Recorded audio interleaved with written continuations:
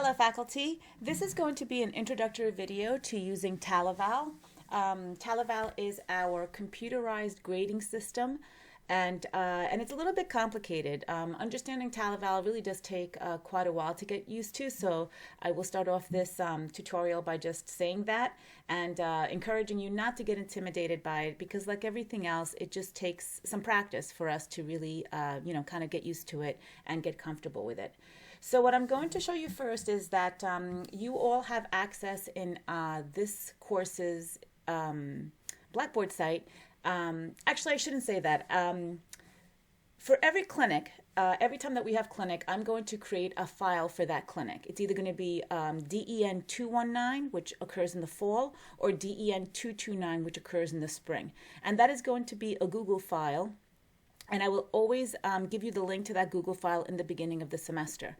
And in that Google file, you will find all the important documents for that semester. So in other words, in that Google file, I'll also put the syllabus for that semester. I'll also put any important documents related to any kind of practical exams that the students will be taking. I'll put in any kind of schedules, okay, the clinic seating schedule, anything pertaining to that clinic, I will put into that file. And I will always also include this file here that you see, which is the kind of guide, what do I want to say, the TalEval guide, which explains everything about TalEval. And it does a pretty good job of explaining TalEval. It's just, as you can see, 37 pages long, and it's just cumbersome to sit there and read the whole thing. But if you have questions on TalEval and specifically how to enter something and what a column means and the concept of TalEval, really this document does a really good job of explaining it. I'm calling it TalEval guide in TalEval grading guide in your Google file. I'm sorry. I'm sitting here in my home and I'm looking out the window and I have these birds in front of my window and they're distracting me. They're beautiful birds. I have today a blue jay, just one blue jay. Anyway, I'm sorry, back to TalEval. Okay, so we have, so you have this and you will always have this available to you. And it will explain to you what TalEval is and how it goes by grading, the columns. This is what I wanted to show you here. These columns, assessment, planning, implementation, and evaluation. These are the columns that you will actually see in TalEval. This is what you as faculty will actually be clicking into each one of these columns. And what TalEval does is it's a very complicated way, and the reason why it's so complicated way of grading, and the reason why it's so complicated is that you are not giving the student a grade. You're not actually sitting there and saying, okay, I'm gonna, you missed some calculus, and if you missed 2 pieces of calculus, that's 5 points off your grade, so I'm just gonna take 5 points off. That's not how TalEval works. How TalEval works is that you are only going to be marking areas of deficiency for your students. So let's say that a student missed, oral exam. They didn't perform the extra oral exam properly. All you will need to do is just note that they made a mistake completing the oral exam. TalEval itself will calculate how many points that student is going to lose for that error. And it does it in a very kind of clever and somewhat judicious way. What it does is that it calculates how many other students also made that error on that day. And let's say 20 out of 44 students also made that error on that day. Therefore, those 20 students will not lose a whole bunch of points. Versus if only one student made that error that day, then TalEval will deduct a whole bunch of points. And by a whole bunch of points, believe me, if it ends up being 1 or 2 points, it's a lot. The way it works is really deducting very little for the infractions, the mistakes that students make. And it's frustrating, that part of it is a little frustrating for the students because the students really don't know what their grades are as they're moving along. Okay, and students are really obsessed with their grades. They're really obsessed with knowing, okay, I got a 90 and that means that I did good. Okay, and it kind of detracts from their learning processes because they shouldn't be focused on the grade. They should just be focusing on the errors that they make and improving on those errors. And so TalEval kind of has that aspect to it, which as a teacher is beautiful, but for students is frustrating because they really want to know how they're doing so far. So you as a teacher are only going to be clicking on the columns where the students have had some kind of deficiencies, okay? And I will show you that once we go into TalEval. But that's kind of the gist of it. And when we're together in person, if you have more questions about this, please feel free to ask me, because it is kind of difficult to explain. And I don't want this video to be very heavy on explanations. I actually want to go in there and show you how to do the things that you need to do. All right, so by the time you're watching this video, you will have the link to this file, which I call TalEval Grading Guide. And so, of course, if you want to go ahead and pull it up, and as I'm going along that you can read it, that's fine. But you won't need to have this with you as I'm going along with my tutorial, okay? Okay, so now to get into TalEval, what you need to do is go on to any browser and type in TalEval.com. Okay, you can use your Google browser, you can use your Mozilla, you can use Microsoft Edge. I've only used it on Mozilla and the Google Chrome browser, so and it works fine on both.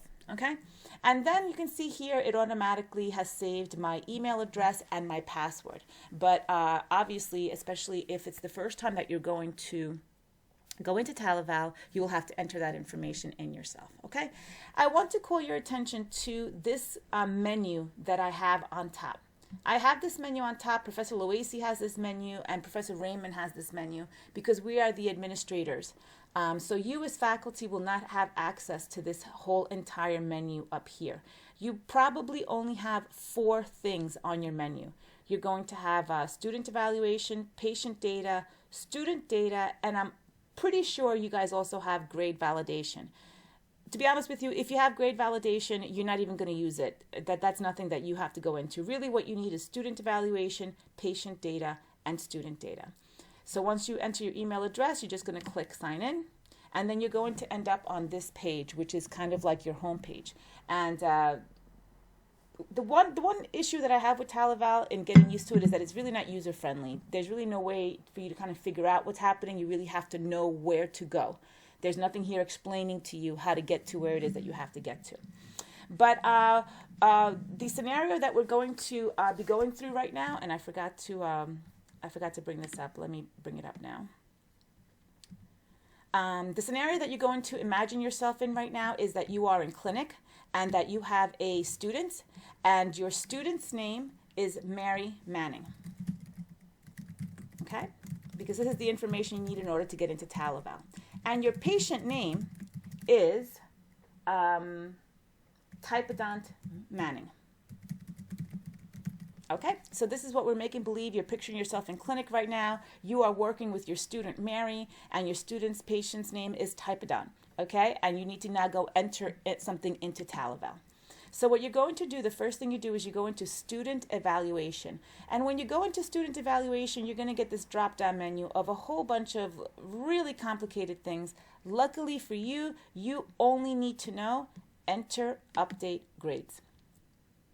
Okay, and once you click on that, it will take you to the main grading screen. And that's just like my word for it. I don't know if the TalEval folks would actually call it that, but that's what I call it, the main grading screen. Okay, so over here you see it says grade entry, and it says right over here, select a student, and my student's name is Mary Manning.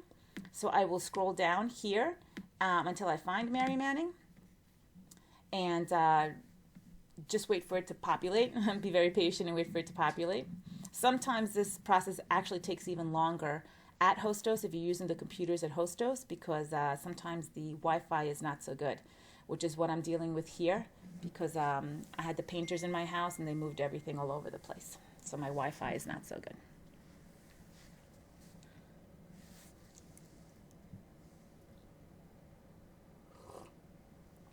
Oh, this is really taking long. Okay, there it is. So now that you have this page coming up, what you need to do now is enter all the information into this page. So we're going to do this together, okay? So today's date when I'm doing this is January 23rd, 2021. And now the next thing I need to do is select a patient. So what I'm going to do is select my patient, whose name is Typodont Manning. When you look for a patient, the last name comes first. So I'm just going to scroll all the way down to Manning, and I'm going to look for Typodont.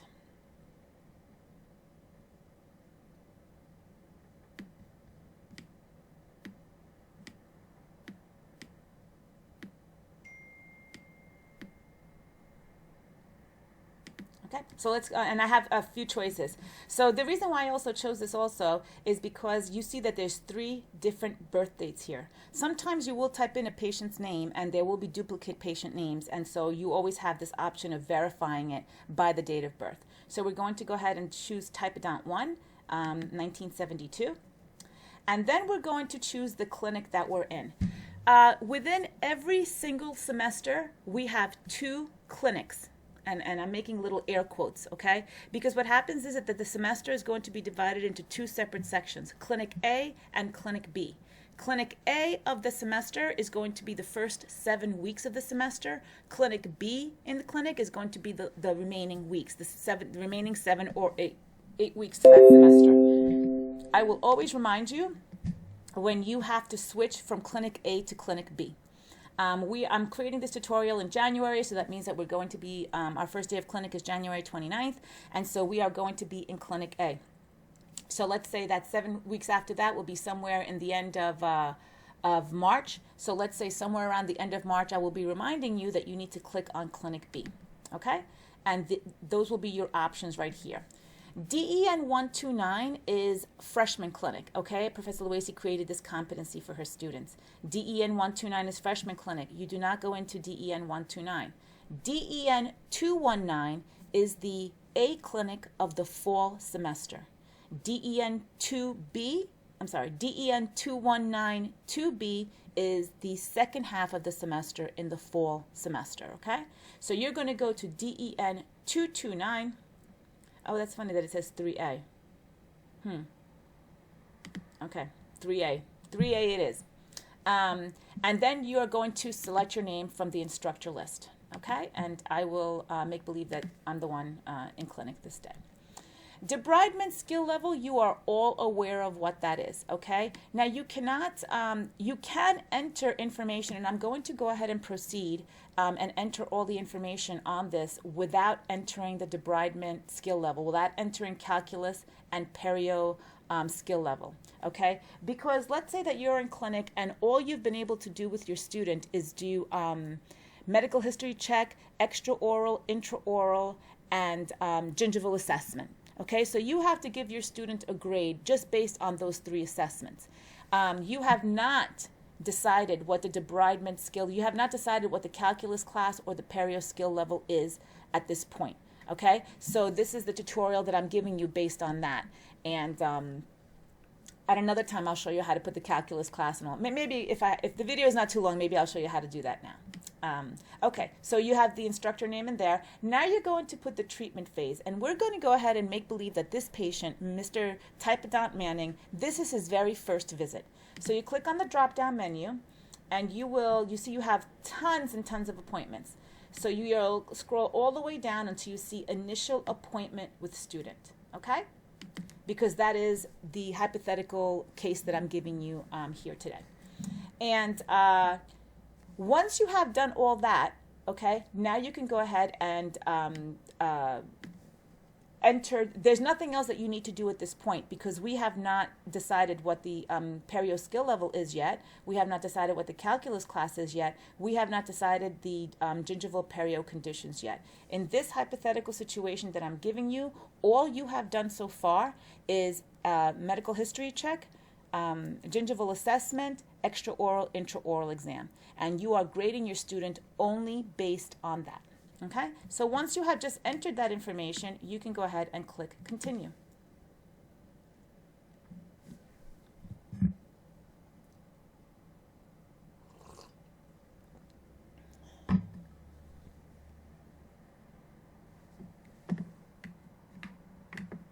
Okay? And now you see here it says record added. Okay, so when you see record added, it means, okay, you know what? I entered that information correct, and now I'm ready to go to my next section.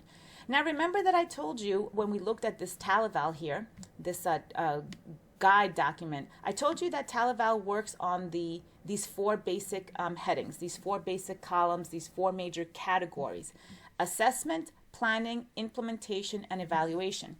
TalEval is very, very big on the dental hygiene process of care, which is assessment, diagnosis, planning, implementation, evaluation, and documentation. That is the full dental hygiene process of care. They have 4 columns in which they incorporate the entire dental hygiene process of care. So there are 6 parts technically to the dental hygiene process of care, but with TalEval we are only dealing with 4 major categories, but they do include every single part of the 6 categories of the dental hygiene process of care into these 4 categories. And if you are confused about that, believe me, I will be happy to talk to you about it. It's just I don't want to make the video too long. Okay, but the dental hygiene process of care is very important for our students, and the fact that TalEval follows that really reinforces with them how they must go through that process of care with each one of their patients. Okay, so now I added my record, and again, in my hypothetical case, all that my student did today was complete assessments. We don't have to evaluate anything. My student really didn't do anything. All my students did was assessments. Okay, they didn't do root plannings, they didn't do polishing. There was no treatment provided on this day aside from completing assessments. So everything is going to be in this category. Implementation really refers to, and maybe I'll go into implementation because I think infection control is an implementation. And of course, we know that infection control is really something that we can deduct points at any point in time, because if a student breaches infection control, we should definitely be on top of that, okay? Please make sure that you are on top of any breaches of infection control protocol. Planning refers to the planning process, right? Creating a dental hygiene care plan. But really here, most of the stuff that we're going to find for my hypothetical patient today is going to be on assessment. So I'm going to click on assessment. And now I'm just going to scroll down. Okay? And when I scroll down, you're going to see a whole bunch of like subcategories. Let's call them subcategories. My first subcategory here is risk. Okay? And underneath risk, I have a few little things here that I can deduct for. Okay, so did my student use references properly? Did she do a lot of good critical thinking where she questions some findings? Like if she found something, did she keep going and thinking about it? Did she notify me of risk factors before check-in? When our students do a medical history check, they have to kind of, when the faculty comes in to review that medical history check, they kind of have to give the faculty a review of their findings. So let's say that my patient, Mr. Typodont Manning here, has diabetes, and let's say I went to do a medical history check and my student did not tell me that the patient had diabetes. Well, then I can go ahead and deduct for that, okay? And the way that you deduct for it, so let's say that's exactly what happened. She didn't tell me that the patient had diabetes. The way that you deduct points for it is that you just click on that, okay? And once you click on that, you're going to, every single time that you deduct points, every single time that you find an error, you must tell me what that error is, okay? Because this only tells me that my student did not notify me of risk factors. But I'm going to clarify, and I'm going to write student did not notify me that patient has diabetes. Okay, and then I'm going to put my initials, and I'm going to show you why it's so important. Please, this part is very important. Put your initials here, and please give me a full statement, and it doesn't have to be a fancy statement. You know, this statement is very basic, and that's all that I need, because I, as an administrator, need to see why these points were deducted. Not just me, the students are going to be able to see these comments that you write. Okay, and I'll show you that when we finish this, okay? So I deducted those points, so I'm going to go ahead and just click done. And my computer is very slow. Okay, and so now that has been charted, that has been calculated. The other thing that you need to be aware of is that anything in red is what's called a critical error. Critical errors, you can completely think of them as just really big errors. And for really big errors, they're going to get more points deducted for that reason, okay? So anything that is in red is a critical error. You do not get to decide what's a critical error. The critical errors are already programmed into the system. And then let's say also that my student did not detect a lesion. This patient, Mr. Typodont Manning, had a lesion on his tongue, and the student did not detect that lesion.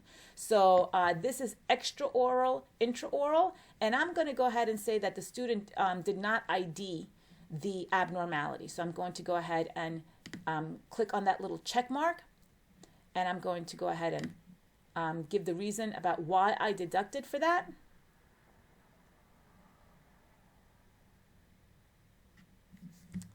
So we'll write student did not detect lesion on tongue. Put my initials there, click done. Okay, and that was the only errors that my student made on this day. Now I'm just going to scroll down so you could see all the other things that are in this category for assessment. Okay, because it's not just extraoral and intraoral. There is a lot of things here for assessment. So you see here that occlusion is under assessment. Anything having to do with perio is under assessment, meaning diagnosing perio, any kind of errors with defining the perio classification, anything like that is here under perio. And then we have radiology, we have hard tissue if the students did not detect a filling properly, they did not detect a cavity.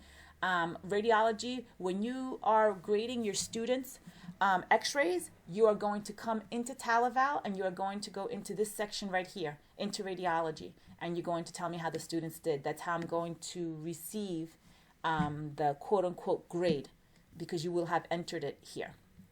Okay, and then also calculus deposits, either the student under-assessed or over-assessed, and we also have a critical error here where the student needs to update the PHP at successive appointments. Okay, so again, as I told you in the beginning, it is overwhelming. You will become familiar with where everything is in these categories the more that you practice it. Okay, so I'm trying to make this video as short as possible so I don't take up too much of your time, but of course we can discuss this in person at any time that you want. Okay, so now I entered all that, right?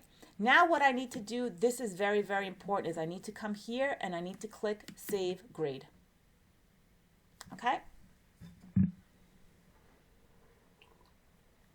Now we just wait. And now it brought me back up, and this is how I know that, okay, it saved it, because I see that all my notes that I just put are right here. Okay? And that is very important, because this is what the students will see when students log into the TalEval. If you took off points, but you did not give a commentary as to why you took off points, it is extremely frustrating for everybody involved. Because what will happen is the student will email you, they'll ask you why they took off points. They very likely will say that you made a mistake, that you shouldn't have. I mean, it just goes on and on. So please do yourself a favor and put it in there on the day that you grade the student. Put it in there right away why you removed it. And sometimes, you see, I made very simple statements here. Sometimes, especially when we go into things dealing with professionalism or infection control, you know, I've had times where a student behaved very unprofessionally, and I literally had to type in like 6 or 7 sentences explaining why I'm deducting these points. So, of course, you don't have to just make it a simple one-liner. Write as much as you want to write to explain why those points were taken off. It's completely up to your judgment. Okay, so now I'm done. I'm done with this patient, because that is all that my student did, and now you are all done with your grading for this student on that day. Okay, now we're going to go ahead and do a different example. We're still going to be working with our fake student, Mary Manning, okay, and now we're just going to pick a different typodont Manning patient so that I can show you something else.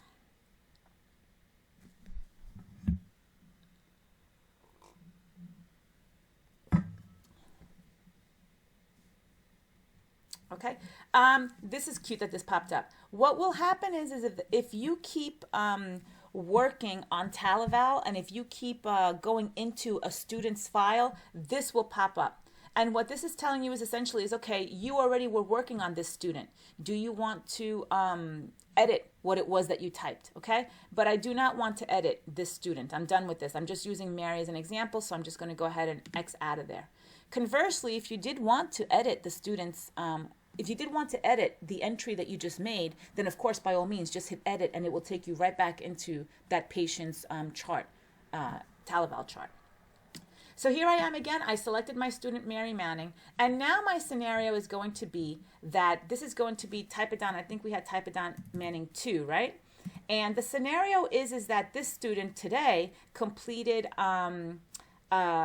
she completed everything. All assessments are completed, meaning that she did her periodontal probing, she did her dental hygiene care plan, she did her Canberra, everything is completed, and my student actually scaled 1 quadrant today. Okay, And the perio skill level we decided was a 2. And the calculus class we decided was a 2.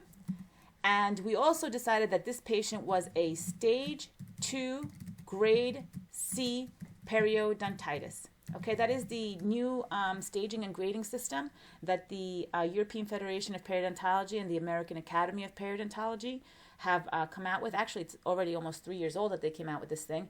And so this right here is how we will be identifying periodontitis on the patients in clinic. All right, so this is the information that I need. This is my hypothetical patient right now. So Mary today worked on, the next thing I do is select a patient. So I'm going to find Mary Manning and we'll just pick 2. Instead of typodont 1, we'll pick typodont 2.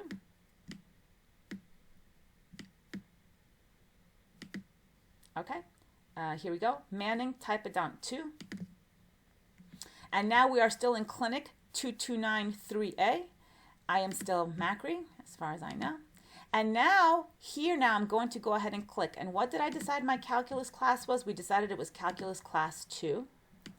And what did I decide my perio was? I decided perio skill level was 2. Okay? And then I also decided that my patient was a stage 2 grade C periodontitis. So that is put here. You see where it says gingival perio disease? I'm going to go ahead and click on that drop down. And, I should have told you before that it was actually generalized. Shame on me. Generalized stage 2 grade C periodontitis. So I'm just going to go ahead and look for generalized stage 2 grade C periodontitis. Generalized stage 2 grade C. Click on that. And now because my student scaled today, and because I entered, whenever you enter a calculus class and a perio skill level, you must go ahead and enter a quadrant. Let's say that she did the upper right quadrant, okay? And you can also write upper right, okay? It doesn't matter to me, it doesn't matter at all, actually, to be honest with you, except how you write the quadrant doesn't matter at all. Okay, and then you're going to select the treatment phase, and let's go ahead and make believe that this was the second visit for the student. In the first visit, the student completed mild assessments, but in this visit, which was the student's second visit, she completed some scaling. So I'm going to go ahead and I'm going to find the continuing care appointment. Continuing care appointment. Here we go. And just click on that. So now I've clicked my treatment phase, I've clicked the quadrant, I've clicked the periodontal classification, I have my perio and skill level, and I should also know at this point my patient's ASA. We're going to go ahead and make believe that the ASA is 1. Okay? Once I've entered all that information, I can go ahead and click continue. Okay? And now I have this completed. This is extremely important. Please, I beg you to please enter all this information, because this is how, the only real way that I know how the students are doing is if all this information is entered in, okay? And it's just extremely important that you enter all that information. Once the patient has begun scaling the patient, once you have classified the perio skill level, that needs to be entered in. Every single time that patient comes back, you need to enter all that information in. And so now, my student actually did an excellent job today. There were no errors, there was no mistakes, there is nothing to deduct. She was just spectacular and wonderful. So because I'm not going to go into any one of these categories, what I'm going to do is just hit Edit Header, because I really want the student to be aware of how proud I am of her. I was really impressed with how she worked today. So I really want to put some kind of commentary. So if you want to put a commentary in there, you just click the Edit Header button and you go ahead and type whatever you want to type. Great work today. I'm proud. Great work today on a difficult case. Okay? And then you want to click right here on the bottom. It says the Save Header Change. Okay, and then here now I have my commentary. So now you see that comments can be added in one of two ways. You can either edit the header if you want to put something positive, but if you want to deduct points, you must go into these categories and deduct points and then put the commentary in the way that I suggested. Okay, Now, my second scenario is that my patient really didn't do so well today. My student really did not do so well today. She missed a couple of areas of calculus, and then she also had an infection control infraction, and I really need to deduct points for that, okay? So now that goes under implementation. Anything having to do with scaling, missing calculus, tissue, trauma, anything at all like that is going to be under implementation. I'm pretty sure infection control is under implementation as well. So I clicked on the implementation tab, and now I'm going to go ahead and scroll down. This is the 4 to 6 week recall. Stay away from this one. We really need to do something with this, but I'll do it later in the semester. I'll speak with Professor Loisi about that.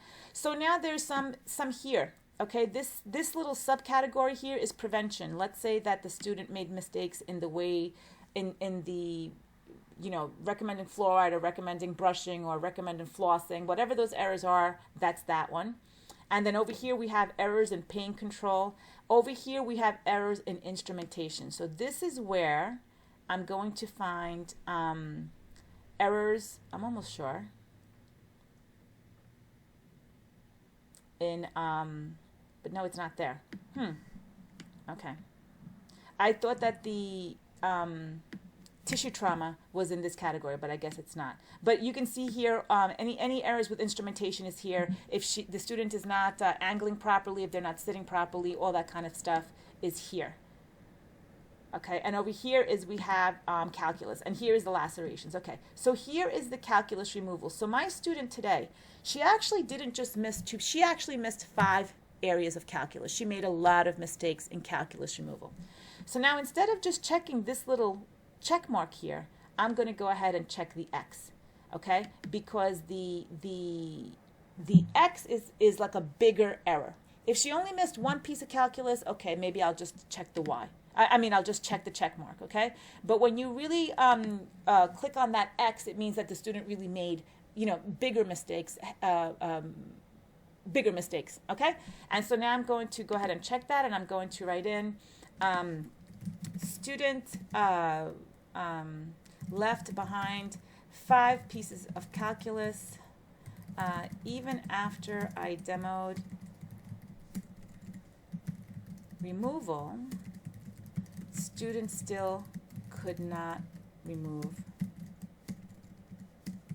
calculus, or however you want to write it. It's really not important. I would urge you to never be punitive when you make these statements. Like, I'm thinking to myself that this is a little harsh. So maybe student had difficulty removing calculus, okay? Because they do take it to heart, and they do feel bad. So try and keep these comments factual, of course, always factual, but as nice as you can keep them, okay? And then again, please make sure that you put your initials there so I know who was working on the student.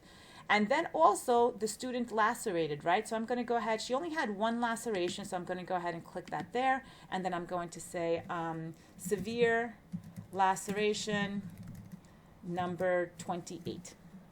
I was on the upper right quadrant, number 7. Okay, and then once again my initials, and I'll click that on there.